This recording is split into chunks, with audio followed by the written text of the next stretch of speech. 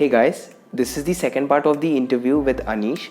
In case you haven't watched the first part, the link is in the description. In this video, he talks about how he got into GSOC in his second year of engineering, which organization did he choose, and how did he manage GSOC with academics. He also tells us about his work in detail and also some tips for beginners. We've added the timestamps in the description. Hope you enjoy it. What do you think is the relevance of GSOC in the game development industry? Honestly, not much. Uh-huh. Okay. Like GSOC itself in game industry, not much. Hmm. But GSOC helps your skills, and even if you don't manage to get into game industry, Hmm. normal software development does appreciate a lot of that stuff. Hmm. I Okay. mean, if you get a GSOC, you now have a free recommendation into Google, Hmm. Yeah. right? Hmm. Microsoft, if I put GSOC on my profile, I do get a few brownie points there in the interview. So Hmm. you have all of those benefits which are not exactly specific to game development industry. They're just there and they're good. Hmm. Definitely worth it, irrespective of whether you're into game dev or not. Okay. Hmm. So, what was your motivation behind, doing GSOC in your second year? Funny story, I never planned on it. Oh, okay. It just so happened. So I was sitting with my laptop in the hostel corridor. I used to just do that because it was hot and there was no light. And I was just there chilling, and my friend shows up, Mehul Rastak. He just shows up and he's like, Bob, have you seen the uh, GSOC organizations this time? There's game dev in it. Hmm. I'm like, game dev? And I just like rushed, checked everything in this thing, and I found Go.Engine in there. And I was like, oh, cool, let's do this. Hmm. That's it. I never really planned on it or had a structure behind it, or I wasn't even Oh. really interested into getting it. I was just like, let's go, might as well, right? Oh, that's nice. So, how did you why did you choose Godot in specific? Like, was it the only game dev? It was. Okay, so like So that. there was Go.Engine and there's Blender. These are the Hmm. only two things that were like close enough to game dev for interesting me. Hmm. On top of that, Blender sort of uses Python, and I don't like it personally. Oh, okay. So Hmm. yeah, it was more of it was less of some calculated decision and more of just like my whim and fancy there. Hmm. But I do suggest this. So if you're not interested in something, don't do it. Don't even try to do it. Hmm. Got it. So, for if you what would be your advice to someone who wants to select an organization and they just have acquired some new skills, like not necessarily in game dev, but suppose they've learned Java or JavaScript and they are about to choose organization. So, what would you recommend to them? First of all, it's not about your skill. Hmm. Okay, it's about your interest. Even if I am, let's say, extremely like good at web dev, that does not mean I should take an organization that's doing web dev, Hmm. because you need to be interested in that organization. Okay. Okay. Even if you don't get GSOC or even before GSOC, you want to be able to contribute to this. And for that, you need to have certain amount of passion towards that project. You Hmm. won't get that if you're just going in like this is a checklist to be completed, you know? Hmm. Yeah. So yeah, for me, it was like, it's a game engine. I love game engines. Let's do this. Hmm. And I was into it. And it was C++. Okay, I love it. Perfect. Hmm. Nice. But if you have like let's say Java and JavaScript, try to choose something that you would use or you would like to use than something random Hmm. that just seems good or that has easy selections or something. Hmm. Got it. So, like, okay, once you have like selected your organization, you have to make a proposal, right? Like, there's a Mhm. period in which they list out the projects. So, Yeah. how did you go about making your proposal for Godot? And what project did you select? Okay. So one thing I'll do is instead of telling you how I made proposals, I'll tell Mm-hmm. you how not to write proposals or like what not Mm-hmm. to do there. Yes. Because how I wrote my proposal was with help of like a lot of things like seniors and mentors and Godot, like people there. And those tips are very specific to Godot and my project. And, they Mm-hmm. change depending on everything. So anytime somebody asks me about GSOC, I ask them to, I guide them on the organizations and I tell them once you selected your project, then come back to me and I'll help you with the proposal. That's Mm-hmm. because of this. It's something too personal for you to be able to do this. Mm-hmm. And that starts with the first thing not to do, not to make something impersonal. Okay. Mm-hmm. So I was a mentor for Godot for 2 years as well after Mm-hmm. my GSOC. One thing I found, any proposal that was uninspired got trashed at the start. Any any organization will not take a proposal that's like very, you know, basic, or even if it's advanced, if that proposal doesn't have that, spark to it, you won't Mm-hmm. take it. What do I mean by spark here? I just didn't have a proper word to fit in the grammar there, so I use spark. Oh. But the spark is basically like, have you taken your initiative to search why are you doing this project? You know, somebody said we needed this IK, like some let's call there's a feature called IK we needed in Godot. Mm-hmm. Somebody said there's a feature called IK we need. I have read IK and I can make IK for you. Mm-hmm. Okay, like that's not really that much of a what do you call it influencing argument there. Mm-hmm. It's more like a contract worker saying, "Hey, I'll do this for you," sort of thing. Meanwhile, instead, the proposals people tend to like are like, "Hey, look, you wanted IK. I searched about it and I realized, you see, we are chasing this, and this is like being asked by so many people. And what if we give them something slightly different, which is better because of this, and not that, Mm-hmm. you know? Mm-hmm. What if you do a bit more research? If you're passionate, you will want to actually know why that feature is relevant. It helps you with this part because this is very dry work. This is boring. Mm-hmm. But if you're into the project, you're going to find this interesting and Mm-hmm. you'll be able to actually get this research done, which is very important in the proposal selection. Mm-hmm.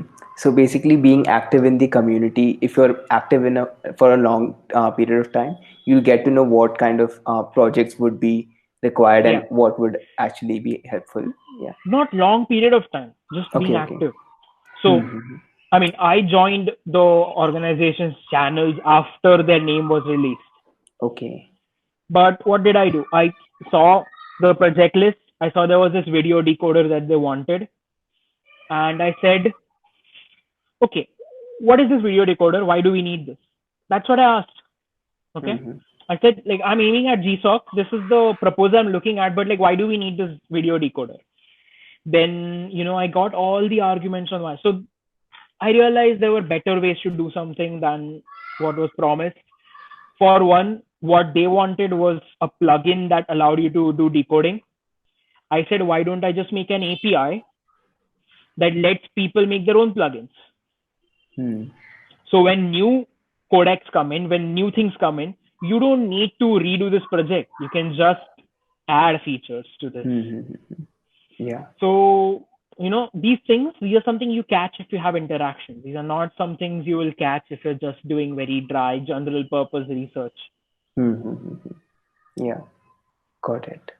So, how would you describe your experience, like the complete, could you walk us through the whole journey from after your proposal being selected till your first PR getting merged and those things?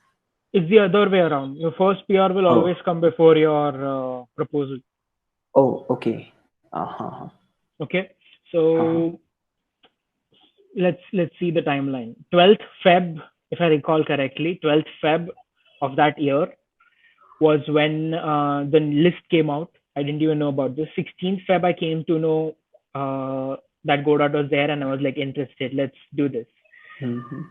I went to the junior jobs, saw which was there. I saw one which was like, look, there is this if case on this line. Everything was linked, okay?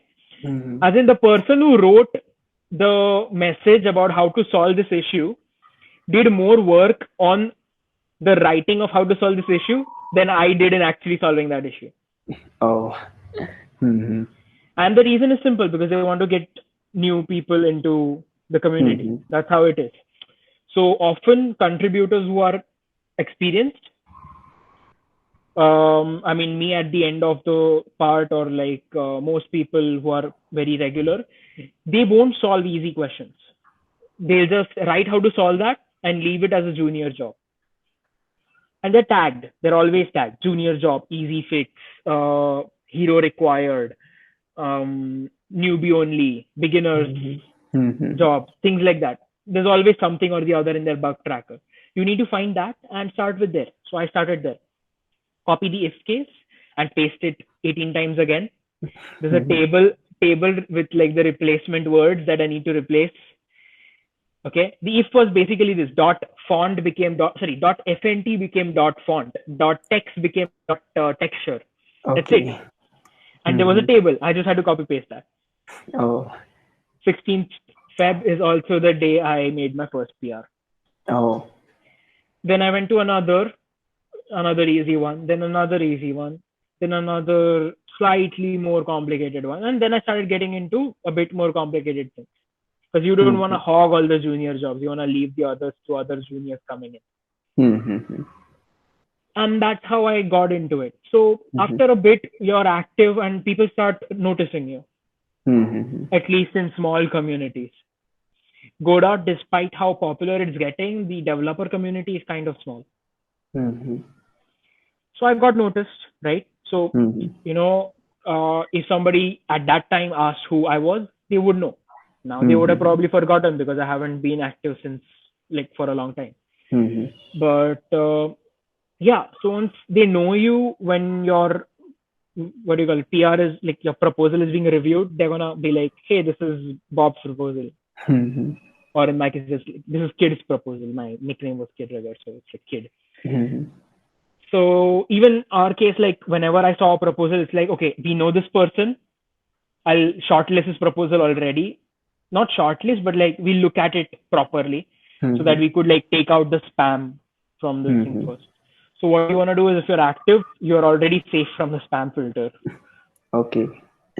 Mm-hmm. Anyway, I'm going into advice again instead of my journey, so I'll come back to that. Mm-hmm. Yeah, then I also studied on the side about how to get the video decoder thing going on. What Mm-hmm. are the video decoders? That was my project. GD Native based video decoder. GD Native is their custom way of interacting with outer plugins, Mm-hmm. add-on plugins basically. So I was working on that. Then I applied, got in. Now this part wasn't transparent back then, so it was more like, yeah, what will happen? What will happen? I'm excited, but like, yeah, kept continuing contributing in the meantime. I got selected finally, and Mm-hmm. vacation started. GSOC started. Before PS, I think I had a few days, like a week, I think, before my PS1 started in that Mm-hmm. same vacation. And I had some time to like learn. My mentor was helping me out with like how to do this and like what should I be reading at that time. Mm-hmm. It was in C. Most of my project was in C. Okay. Mm. And I had no clue how to do certain things, because the library I was using had no documentation. Oh. As in, the documentation they had was belonged to uh, like 2 versions ago. It was from 2 versions ago, and we were missing, like, a lot of things had changed. So I had to like figure out what changed, go through it and check out, okay, they used function X, which was replaced by function Y in the second iteration, and like in the current it's function Z. So I have to use Z. And that's how it was most of the times, which took a lot of time, but I learned how to write C programs properly and everything. That Mm. helped. And like, first month I managed to get the API done. So I was like, I knew what functions we will have, what they will do. I had those functions, but they did nothing. Second month I got to implementing them. So now we loaded the files. We could have the files playing, but they would stutter and the music, like sound wouldn't be synchronized. Third month, it got to finishing that up, like wrapping it up, get it all right and working. Mm-hmm. By the end of it, you could play videos, but it did not work on like 4K videos because they are too intensive. Mm-hmm. We've started fixing that now. Like there's another contributor who's helping out and he's fixing a lot of things. So now it's getting better and better. So that's Mm-hmm. one thing about open source. Whatever you make, it's going to be used by a lot of people. Mm-hmm. Yeah. So you kept on working on your project even after the GSOC period was over, right? I ended my project, as in like the official GSOC project, the moment it ended. Mm-hmm. But I kept fixing bugs and all of that for a bit. But then college started, and like you don't get much time once college Mm-hmm. starts, right? Yeah, yeah. Especially in third year. Mm-hmm. So it kind of fell apart. So I didn't contribute much over Mm-hmm. the year. I started again the next year about around the GSOC period. I didn't aim at GSOC. I just wanted to be a mentor, and like I saw my project was a bit weak at that time again. Mm-hmm. Lot of inactivity. Mm-hmm. So yeah, speaking of college, how did you manage to, like initially you were making PRs and fixing small bugs along with, academics, and then later during the GSOC period, we have practice school one. So how did you manage, doing GSOC as well as practice school and So academics? practice school was like this. I okay. So I honestly would say like if you can do it in first year, best do it in first year. Second year Okay. is the second best time because your vacation is kind of full with PS1. In my case, luckily I was at home.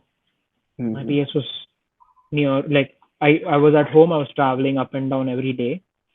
I Mhm. would get off from office at around 5:30, 6, reach office early because there were like comfortable AC trains to go by which are empty. Mhm. So I would go in the morning, read material related to GSOC or game development on the way. Mhm. Sitting in the train, I would read that. Reach there, sit somewhere where I can because office isn't open yet, and study more, like the same thing. Okay, read up, read what I need to do, read the API, get familiar with it for the first month at least. Do the PS1 work during the PS1. It ends, going back, same thing, read again, reach Mhm. home, start working. So I was home at around 7 and 7 to 2, 5 hours a day I used to work. Mhm. Okay. Okay. Mhm. So yeah, Got it. it got a bit hectic and Mhm. you have to give up on certain things there. Mhm. GSOC plus PS1 because that's two full-time initiatives you're trying to do at the same time. Mhm. Yeah. College and open source are relatively easier to balance Mhm. Yeah. because you see, college you can devote as much time as you want. You don't have to devote some fixed amount of 9 to 5 hours, right? What one needs to do is realize that they need to, well, my words are relax and play hard.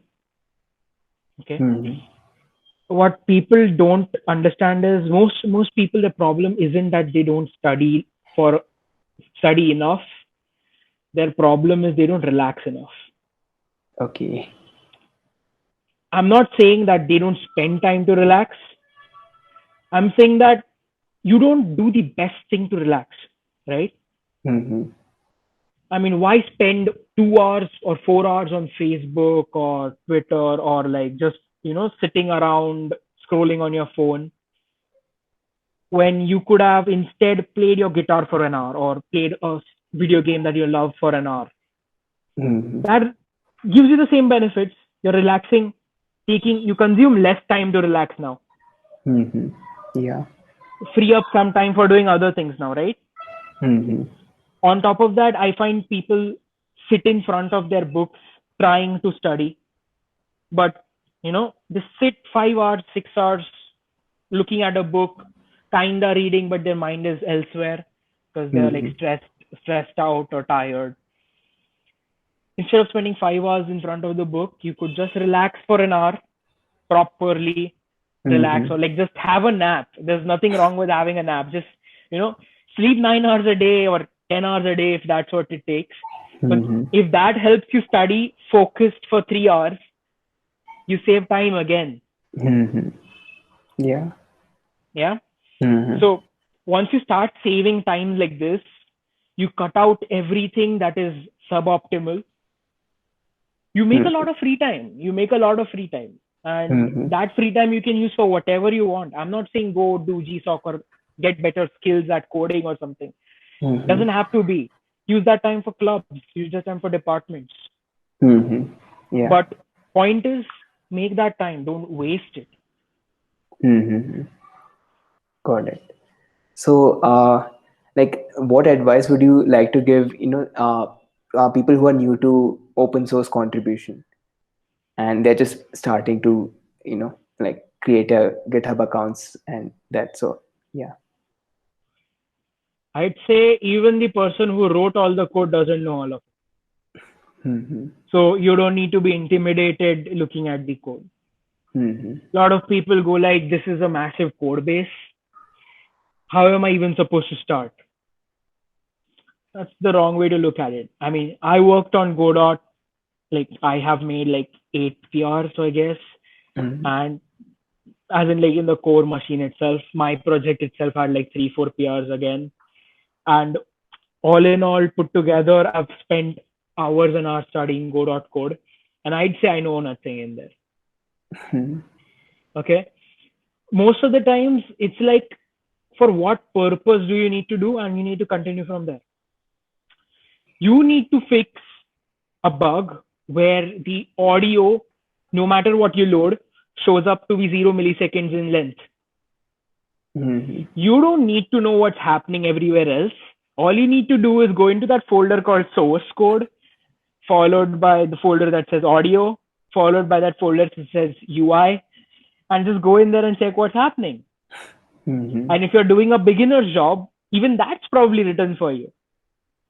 All you need to go to that line, just see up and down, understand what the problem is in that function, not even that file. You don't even need to know the file.